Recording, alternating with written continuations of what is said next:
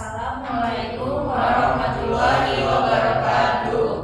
Kami dari SMA 13 kelompok 3 PKN ingin mewawancarai tentang persatuan dan kesatuan bangsa pada masa Republik Indonesia Serikat. Dan di sini ada Pak Adi. Kenalin dulu Pak.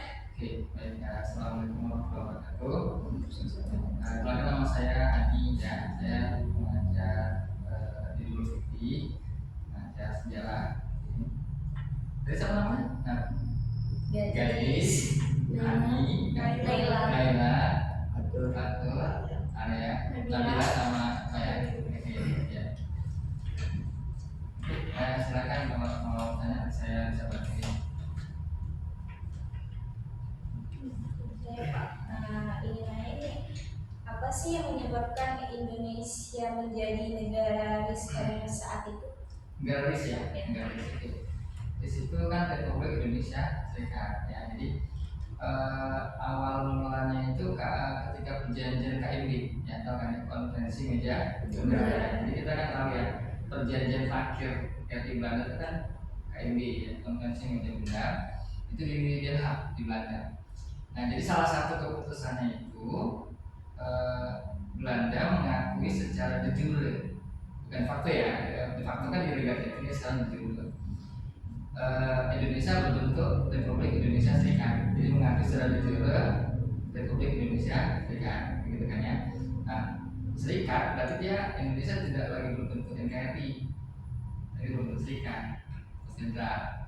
Nah, atas hasil keputusan itu, ya udah Indonesia kan paling patuh sebenarnya.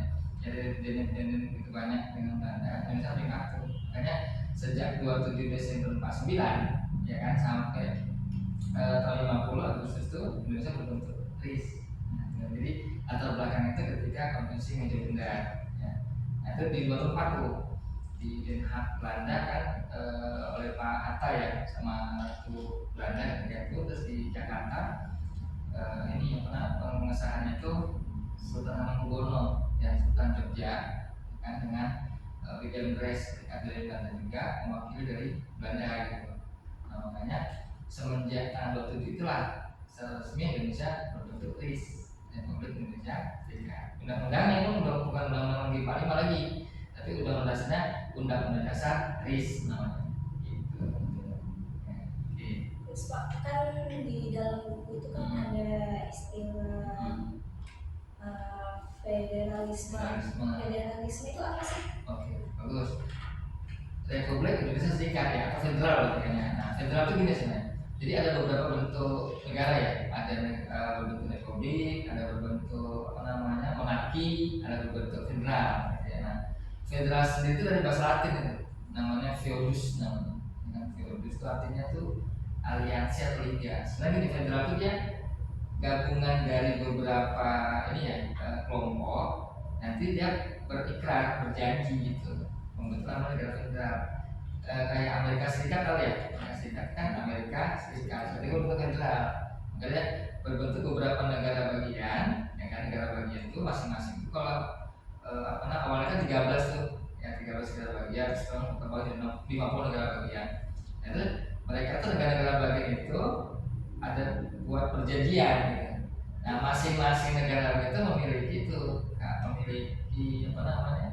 konstitusi sendiri. Tapi konstitusinya itu ada lagi konstitusi atasnya, itu ada konstitusi negara induknya itu. Nah, jadi masing-masing negara itu punya punya semacam undang-undang sendiri. Contoh misal kayak di negara bagian Amerika Serikat kan ada yang mengesahkan itu, mengesahkan LGBT ada mengesahkan judi ada di Los Angeles kan. Itu jadi beberapa negara bagian itu makanya disebut dengan aliansi kan, feudus aliansi atau liga namanya. Jadi beberapa kelompok itu menyatakan ikrar gitu, tapi mereka punya satu undang-undang namanya ada undang-undang federalnya, di bawah ada undang-undang pusat namanya. Oke. Ya. Bentuk pemerintahan pada periode masa itu apa? Masa RIS kita ya. Oke, jadi gini.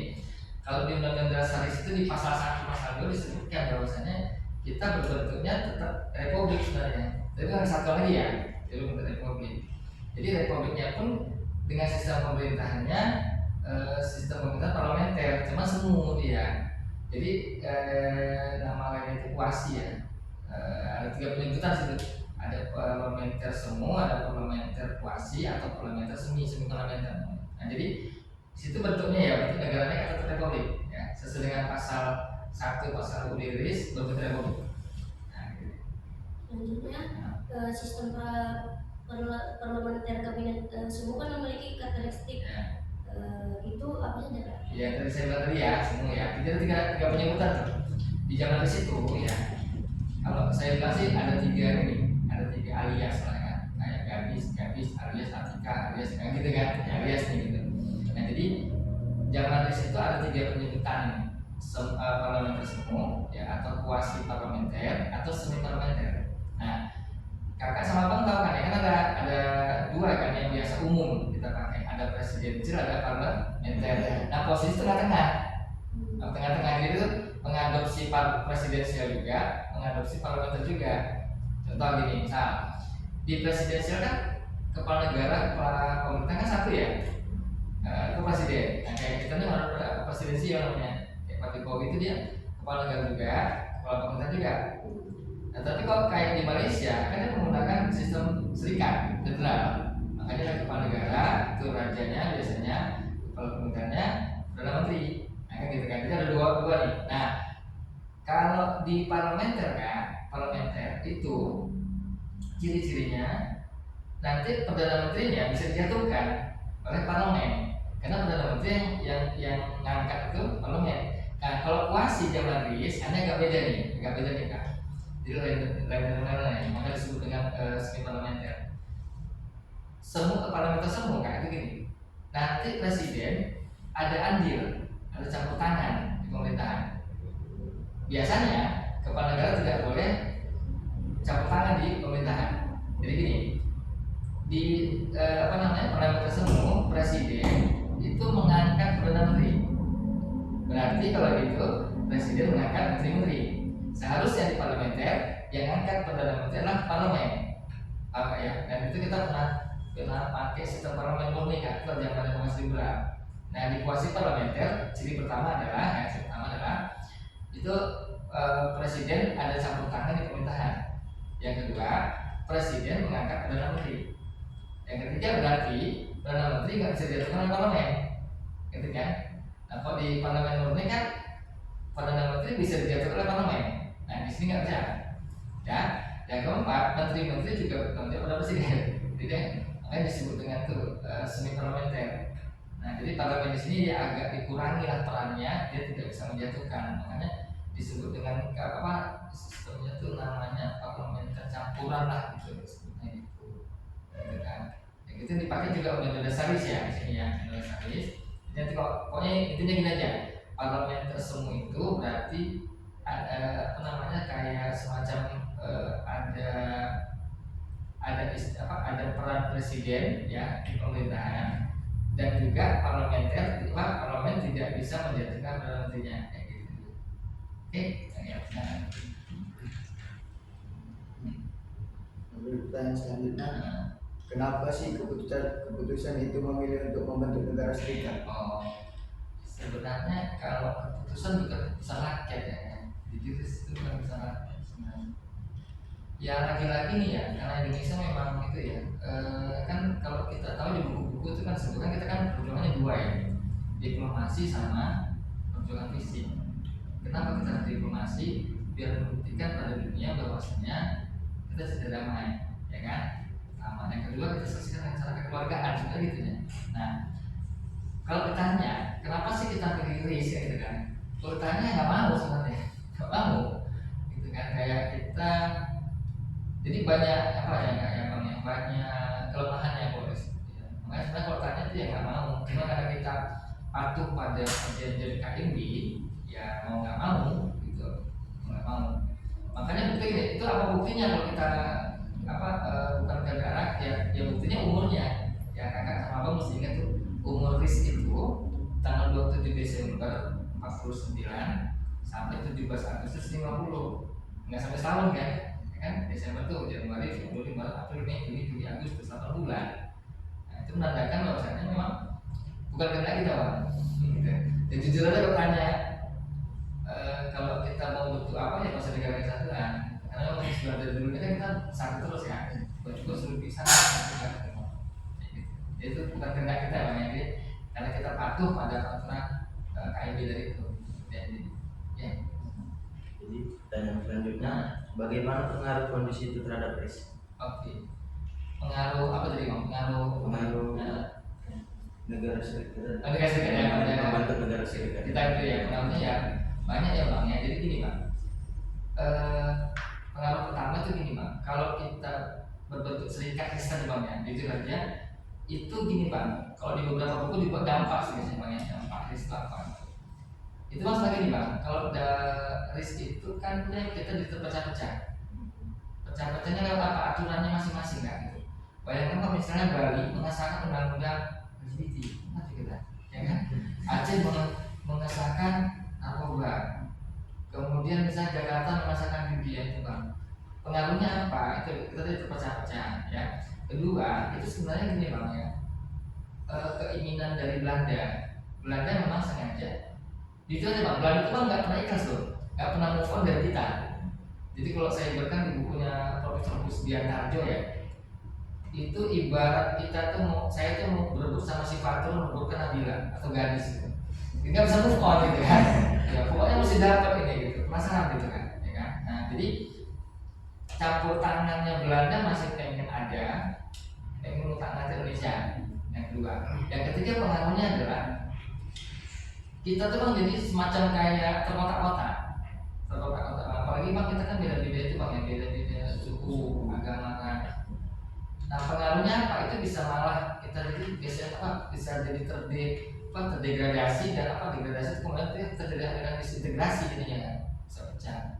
Nah makanya umur risk itu nggak lama, pengaruhnya apa? Jujur aja kalau kita pengaruh risk pada kita kan itu sangat-sangat besar dan sangat-sangat tidak kita inginkan gitu pengaruhnya.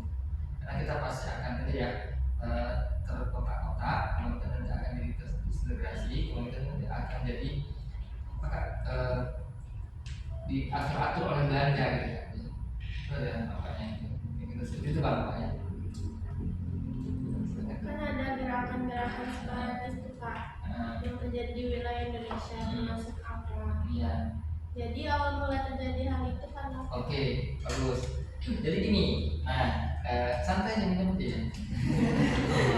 Sini aja, santai aja kita. Oke, anggap aja rumah sendiri, ya kan? Oke, jadi gini. Kan saya tadi kan ya, kita umurnya kan nggak lama sih ya. Umur risk itu kan dia sekitar 7 bulan, 8 bulan ya. Untuk di Desember sampai Agustus 50. Nah jadi gini kan, jadi ketika itu banyak daerah yang nolak. Ya. Kenapa nolak? Saya bilang tadi ya, kita terkotak-kotak, kita punya aturan sendiri juga, gitu kan. Nah jadi banyak yang menginginkan kembali ke negara kesatuan, NKRI yang pertama kali sedang PKI itu Pak. Nah jadi ada beberapa daerah tadi Pak yang nggak mau nyatu. Kenapa nggak mau nyatu? Contoh nih, misal saya udah bagi-bagi nih ya kekuasaan ke Gadis, ke Hani, ke Bang Atul, Arya, semua ya saya bagi-bagi. Tiba-tiba saya ngejer. Kok saya bilang ini Pak, kayak Bang Mandiri tahu yang Mandiri ya. Bang Mandiri kan ya dulu gabungan tuh Bang, dari 4 bank, zaman baru digabung satu. Kira-kira bosnya 4 satu kan? 4 bos jadi 1. Pasti ada dieliminasi kan? Nah sama kayak itu Bang. Jadi bayangkan kalau misalnya sudah dibagi-bagi beberapa negara kan kita ada 7 ya, 7 negara bagian.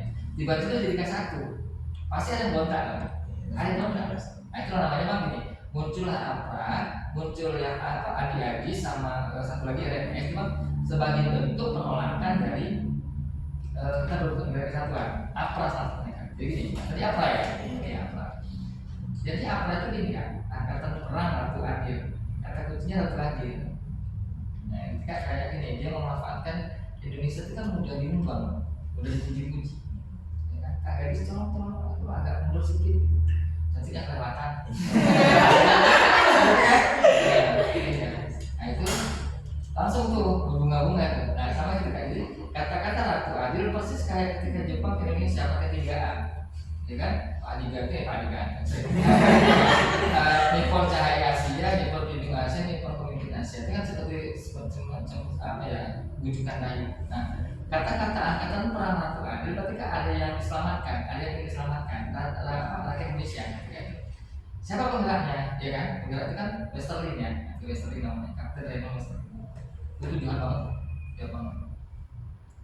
Dia sebenarnya dibentuk anggota KMIL, ya. Dan dia membentuk kalau sekarang namanya Kopassus kan, namanya itu resimen spesial truppen kalau bahasa Belanda itu. Jadi ketika itu dia tahu tuh KMB, wah bakalan ini bakal dibubarkan dan pasukannya akan balik ke Belanda, pulang ke Belanda, dia nggak mau.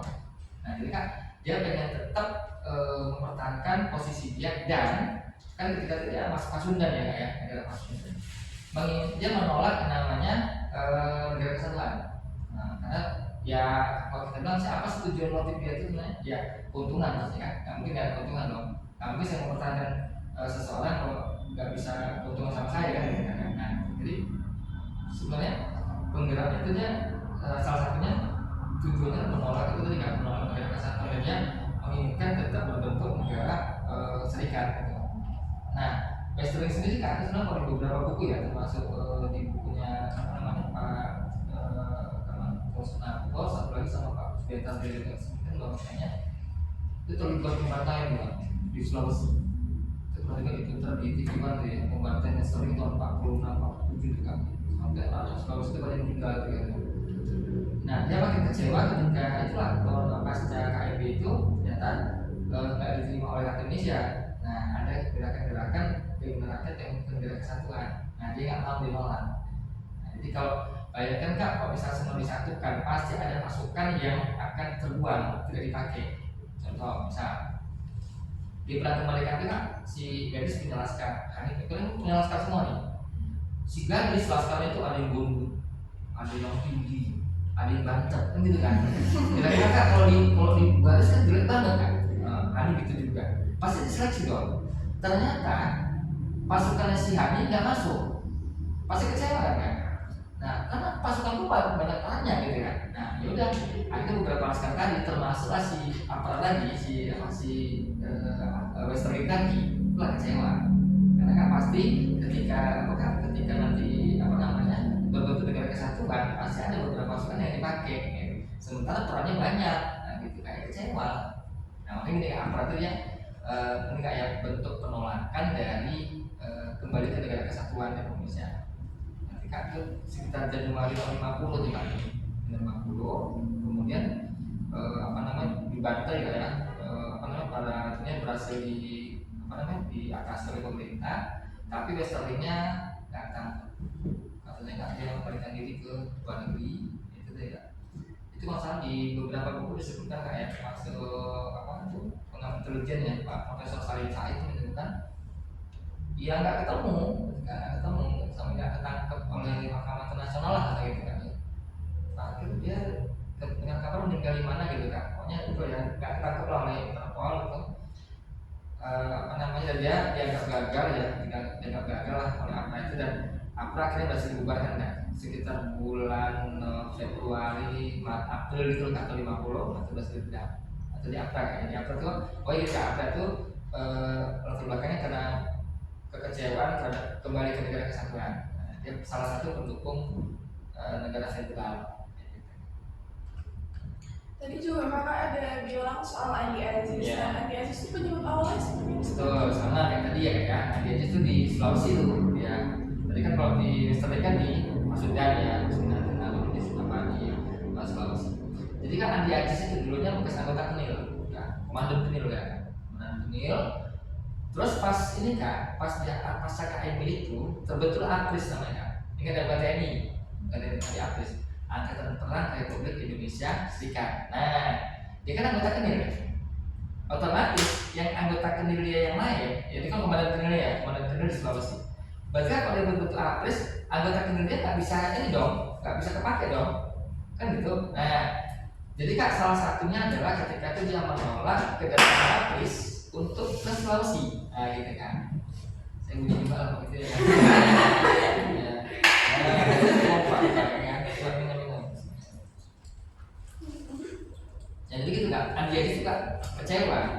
Ya pasti itu kak. Kalau dia ke negara kesatuan, dia pasti nggak pakai. Apalagi kan yang pasti pejabat-pejabat tentara itu kan pasti di Jakarta ya, gitu ya. Nah, di Jakarta. Nah makanya bentuk kekecewaan dia adalah dengan cara merongrong tadi kan, kudeta tadi ya, kudeta tadi. Nah dia sempat dihukum, bukan dihukum, dia dipanggil kan sama Pak Presiden dan Soekarno ke Jakarta, dia mau menolak. Ya, artinya udah Pak Karno kirim pasukan ya, Pak alias Kawilarang tuh misalnya ya, Kawilarang tuh ke sana tuh menumpas dia. Lucunya ada itu kan kuat kayak dia sampai ngancem itu kalau sampai 5 kali 24 jam itu kabinnya Juanda nggak turun akan kami serang Jakarta gitu kan, bayar Hercules menyerang juga nggak preman gitu kan. Jadi memang ancamannya betul-betul membahayakan kan, karena dia salah satu pendukung negara federalis. Ya, saya bilang tadi kayak bayangkan kalau misalnya 4 jadi 1 pasti ada 1 kan, nggak pakai kayak gitu. Salah satu orang Kenil yang sangat kecewa dengan membentuk kesatuan mereka kayak gitu kan. Silakan. Terus juga selain itu juga ada RMS kan kak? Itu juga Iya. penyebabnya apa sih kak? Iya, RMS juga. Itu di Somokil namanya. Ya, itu di Maluku itu kak, Maluku Selatan. Itu bahkan sampai sekarang masih ada tuh kak. Sampai waktu ini ya terakhir itu yang mereka menunjukkan itu waktu zaman Pak SBY. Yang waktu Pak SBY itu kalau nggak salah memimpin peringatan 17 Agustus nanti Maluku ya. Itu RMS itu agak unik juga. RMS agak unik. Jadi gini ya, Somokil itu kan dulu bekas perjuangannya si Adi Ajis, karena dia lari ke Maluku dia akan nangkep. Nah gitu kan yang Maluku ya. Nah itu dia Somokil itu kak, dia itu Jaksa Agung Negara Indonesia Timur. Nah gitu kan, dia kan negara Indonesia Timur masuk ini kayak negara RIS juga, dengan bawahan RIS. Nah ketika dengar kita mau berbentuk negara RI, dia juga kecewa. Nah makanya akhirnya menghitung beberapa teman-teman dia di Maluku itu.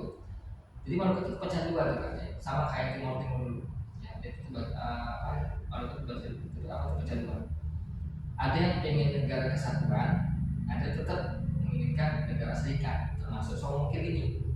Akhirnya mereka membuat RMS, Republik Maluku Selatan.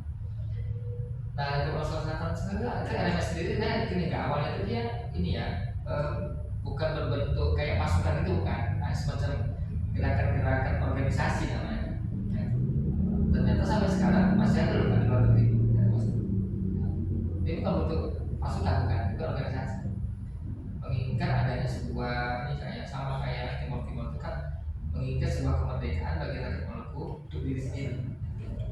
Nah akhirnya ketika itu diselesaikan lewat pasukan juga kan dalam proses militer ya. Ketika itu Pak Karno mengirim pasukan militer di sana untuk bergerak RMS itu kan. Nah, sampai sekarang pun tuh organisasi mereka tadi bukan kayak OPM ya, dia tuh berbentuk organisasi kan yang di luar negeri. Nah itu kan gitu ya, jadi RMS itu salah satu latar belakangnya dan juga bentuk kekecewaan Indonesia ke negara kesatuan Indonesia. Nah, jadi tetap menginginkan negara Indonesia itu. Nah gitu kan. Oke ya, Dan yang terakhir ya, iya. gimana Komisi Republik Indonesia Serikat di berbagai bidang bahasa? Oke, pertama bidang politik ya, oke sih. Ini kak, bidang politik berarti gini, kalau kita berbentuk RIS, ya berarti itu pasti banyak ini kayak secara politik itu dia memiliki kebijakan yang berbeda-beda. Itu bidang politik ya, kebijakan berbeda-beda. Kedua, kalau itu sistem di parlemen kita, sistem kayak di Amerika ada senat, ya kan, nanti ada DPR-nya, gitu kan. Senat itu kan yang mewakili beberapa negara bagian, nah gitu ya. Kemudian kalau DPR mewakili semuanya ya, berarti ya, itu yang kedua. Yang ketiga kak, secara politik itu berarti gini ya, karena kita berbentuk negara Republik Indonesia Serikat, berarti kan kita juga akan memiliki beberapa macam pejabat, ya. Kalau kita akan berbeda kayak berbeda serikat dengan otonomi daerah, nah gitu kan. Serikat itu kan nanti akan membanyak kebijakan-kebijakan yang belum tentu itu nanti akan diikuti rakyat ya. Contoh yang saya bilang tadi kan, misal Bali itu akan jadi undang-undang yang dipisah misalnya. Apakah semua rakyatnya setuju kan enggak? Nah gitu kan. Akan menimbulkan konflik juga kalau dia secara politik. Secara ekonomi kan, secara ekonomi kan, risk itu pasti akan memberikan kesempatan yang kaya makin kaya, yang mungkin makin kaya, kalau yang mungkin makin miskin. Daerahnya ya, contoh, yang memiliki sumber daya alam banyak belum tentu bisa bantu yang miskin. Nah gitu kan, itu ya, itu secara ekonomi.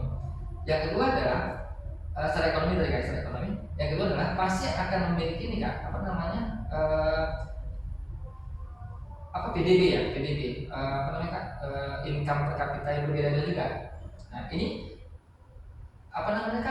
dampak negatifnya adalah secara ekonomi nanti akan terjadi suatu besar-besaran gitu loh kak. Kalau istilahnya urbanisasi namanya. Satu daerah ke daerah lain itu kan kasihan juga gitu kan. Kasihan juga nanti daerah yang minus SDA-nya itu secara ekonomi.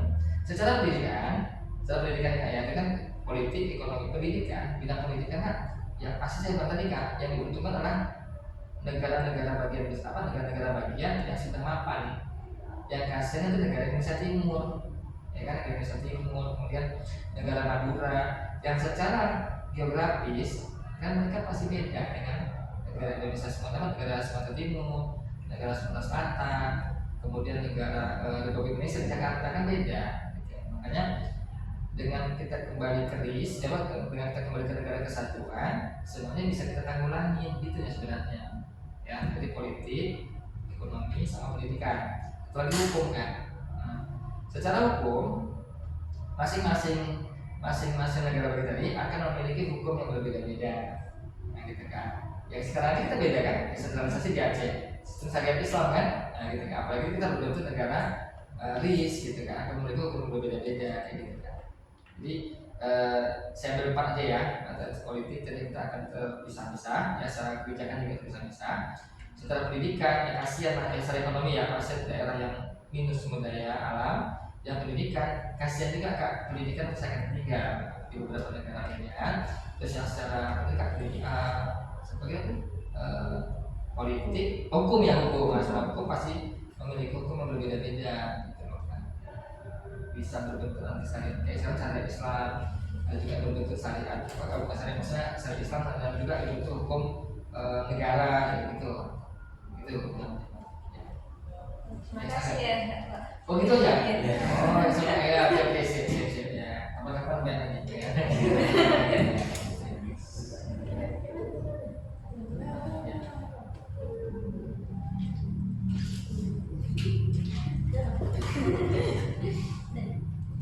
Mungkin sekian dari wawancara kita hari ini bersama Pak Adi untuk tugas PKN dari kelompok 3.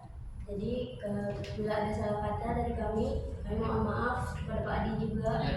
Dan sampai sini aja kita undur diri. Assalamualaikum warahmatullahi wabarakatuh.